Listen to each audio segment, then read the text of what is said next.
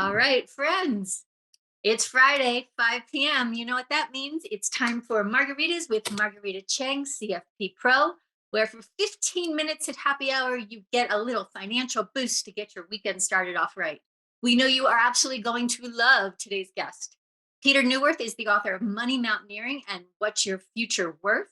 He will talk to Rita today about the 6 foundational principles of holistic financial wellness, including practical things you can do to achieve and maintain that incredible status. In fact, Rita is quoted in his book. So we are so excited to get this conversation rolling. So without further ado, Rita, take it away.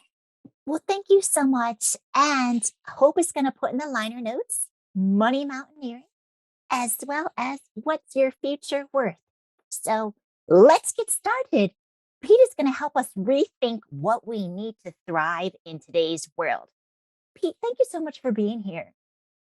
Well, thank you, Rita. It's really wonderful to be here, and it's I understand it's 5 o'clock in the East Coast, but it's a little earlier out here in the West Coast, so we're not quite ready for margaritas, but it's really nice to be here.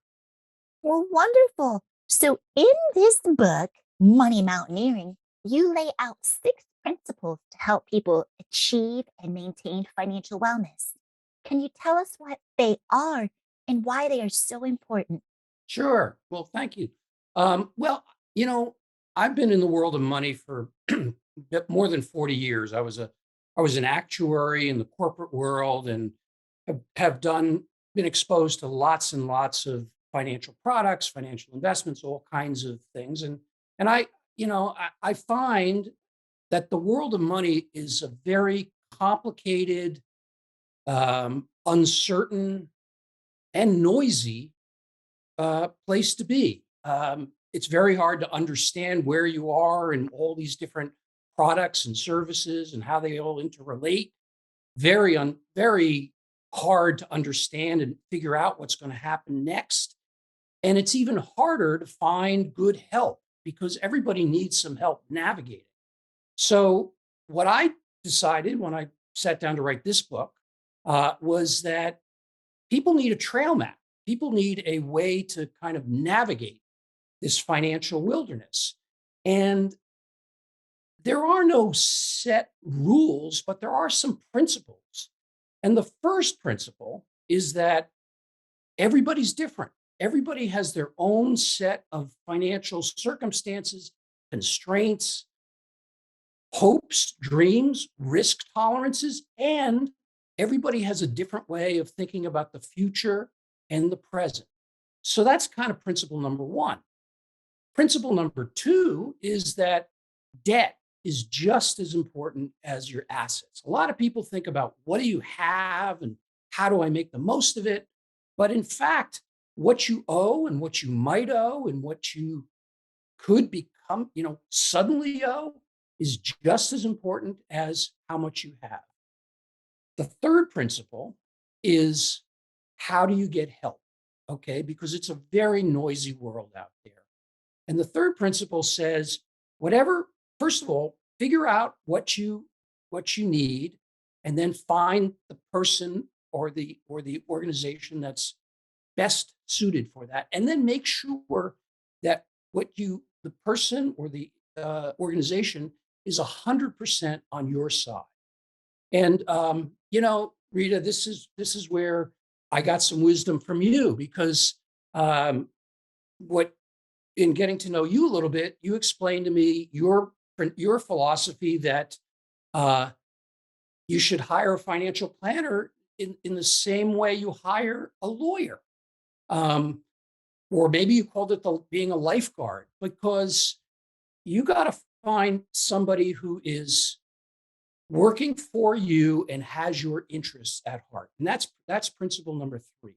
Principle number four is about the future. It's just impossible to predict. It's possible to imagine the possibilities, and that's what you got to prepare for, but you're never going to be able to predict it. And then principle number five is essentially what at least my dad used to tell me, which was hope for the best, but prepare for the worst, and keep many irons in the fire. Now, I call it being anti-fragile, because if you have lots and lots of irons in the fire, you actually one of those irons might ignite, and that'll take care of all you need to take care of. So that's principle number 5. And then principle number 6 is basically recognize that we are irrational creatures. We're driven by emotion. We're not wired to calculate probabilities and figure out fixed versus variable rate mortgages. And consequently, you got to know your own limitations. You got to understand where you need help and what you can and can't do yourself. And my feeling is if you keep those 6 principles in mind, you'll be okay. I love it. And I especially love what you said about being rational. So you met my daughter, Serena. And Yes. Serena told me, she's like, Mom, I am irrational. I was born on Pi Day. So That's- I always would laugh in econ when they said, let's assume that all consumers are rational. I'm like, well, that's a really big assumption. yeah. So let's talk about principle number 3. And you said financial, people should get financial advice from experts who are 100% on your side. Right. How easy is that? Well, And how do yeah, you go about doing that? it's not easy. And in fact, it has gotten harder and harder as the world has changed and agendas have changed and compensation structures have changed. When I first wrote the book, I was thinking, well, all you need to do really is figure out how is the person that's giving you advice, how are they compensated? And then you'll understand where their interests are. And what I realize is that's really not complete, because even though there are mortgage brokers who might make their compensation based on commission, that doesn't mean they're not on your side. So just because their compensation structure is not completely aligned with your interest, that doesn't mean they're not on your side. So what I've kind of modified in my head how we have to apply principle number 3 is you got to do your due diligence and get to know the person. And thank goodness most of us are getting their advice from people and not, you know, robo advisors or bots or what have you. So if you're getting advice from a person, get to know that person. Get to understand what is their agenda and why are they helping. I mean, first you certainly need to figure out if they've got the expertise, but once you got that nailed down, then you have to understand the person that you're dealing with, and you got to trust them, because when you're getting money advice, that's an act of faith, and these days you got to be careful. Absolutely. Without question, your book was named one of the best business books for financial advisors in 2021. Now, we know there are 6 principles, but what are the other principles that you think are going to be very important for financial advisors as they help their clients with retirement income strategies? Well, that's a great question. It's a great question, Rita. Certainly, my feeling is that almost any good financial planner will be very attentive to principle number 1. I mean, principle 1 being that every individual client is an individual with their own risk tolerances and their own financial circumstances, dependence, their health. That everybody's got their own um, uh, expectation of how long they're going to live and how healthy they are, and their time preference. So that sort of goes without saying. But where I see the principle that comes up to bite a lot of financial planners is principle number 4, which is that the future is simply not predictable, and it's unpredictable in ways that are sort of beyond the normal distribution, if you will. I mean, we live in a world with plenty of black swans. We've experienced a black swan in the last year and a half with this pandemic. I mean, that pandemic came and the unemployment rate went from 3.5% up to 14% in a month, which is something that has never happened. And one of the my teachers or gurus, Nassim Taleb, says the world changes by things that have never happened. And so that's what I think every good financial planner needs to be attentive to, is that be aware and imagine all the possibilities, even if you don't think they're very likely to occur, because we just don't know. We do have to plan for so many different scenarios. And I love what you're saying about, the standard deviation, the outcome.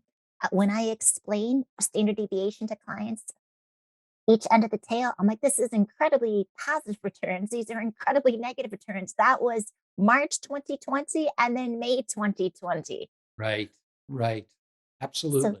so this is exciting for viewers and listeners. I hear that you have webinars in development. Tell us about what you're hoping to create and present.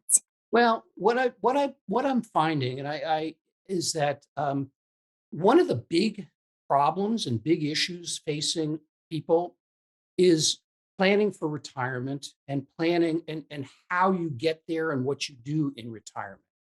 And yeah, as you know, I've been collaborating with Barry Sachs on a number of areas, uh, in particular how to use reverse mortgages and your 401k portfolio in combination to live in retirement. Well, I'm kind of generalizing that principle to say here are three tools you ought to keep in your backpack. And one of them is home equity. Um, and another one is an employer provided 401k plan, because most of us have that. And it's very important that you accumulate and keep that balance growing so that when you get to retirement, it's there for you to plan.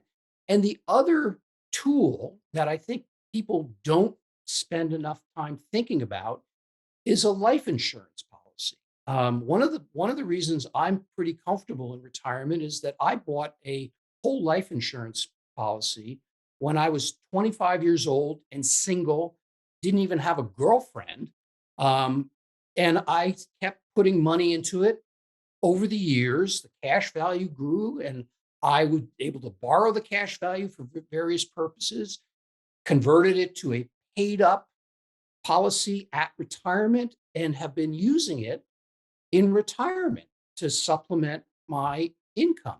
And so that is also a very important tool. So this new webinar is going to be about the three tools I think you should have in your backpack as you plan your career and to retirement. And that being an insurance policy, a house, and 401k. And I'm hoping with those three that you'll be okay. No, absolutely. So we'll repeat those. So first, your home equity, making sure that you're managing that appropriately in retirement.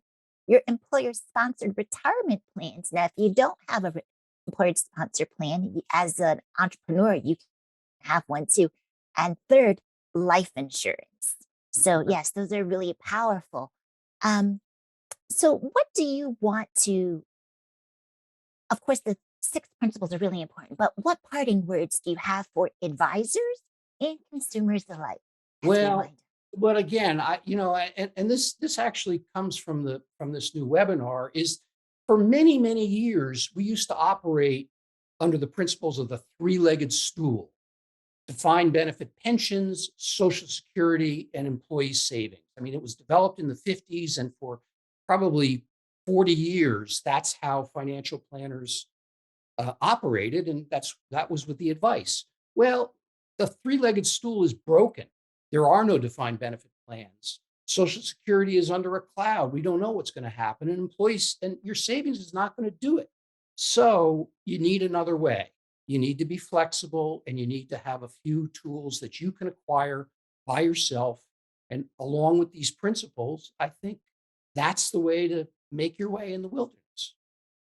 Well, wonderful, Pete. Pete, how can people find more about you, your work, and of course, your book? Well, I have a website. I always respond to emails and it's, peterneuwirth.com. Eventually you may be able to get a hold of me through a new firm called Neuwirth Associates, but that's still in the planning stage. So for now, just find me on my website, the book, and I'm also on LinkedIn and I respond to anybody that reaches out. Well, wonderful. Thank you so much. As mentioned, retirement readiness and financial wellness are important for everyone. So thanks for tuning in with us. Hope back to you. Thank you guys. Pete, that was so great. I love this money mountaineering concept. In fact, we have a new website at my company, Incandescent Publishing. So we're happy to feature your book in the upcoming months with his interview with Rita. And we'd love to learn more about your webinars so that we can help promote them through Rita's channels and mine. Because the more advice, logical, down to earth, common sense advice we can give to folks about their money, the better. So thank you, Pete. Well, thank you. I really appreciate both you, Hope, and Rita for having me on. It's been a pleasure, and we'll hope to talk soon. Absolutely. And Rita, so next week we have a special edition of your show. We're going to start this year's monthly webinar series. So tell our audience a little bit about what to expect. Well, to continue with the theme for retirement readiness, we are going to have a quick webinar on Social Security.